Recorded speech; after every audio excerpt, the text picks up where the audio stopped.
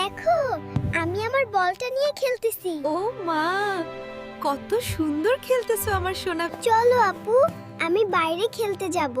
চলো ফাতিমা, আমি ফুল গাছে পানি দিতে যাব। এখনই বৃষ্টি পড়লো, আমি তো খেলতেই পারবো না। কান্না কইরো না ফাতিমা, বৃষ্টি তো আল্লাহর রহমত। রহমত মানে কি আপু? রহমত মানে আল্লাহ আমাদেরকে ভালোবাসেন। কি হয়েছে আমার ছোট্ট রাজকন্যা? আমি বাইরে খেলতে চাইছিলাম, কিন্তু বৃষ্টি পড়ছে।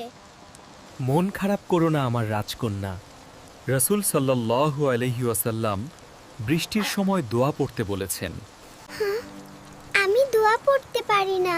আমার সাথে ধীরে ধীরে বলো, আল্লাহুম্মা সাইয়্যিবান নাফিয়া। বৃষ্টি আমাদের জন্য আল্লাহর কত সুন্দর উপহার।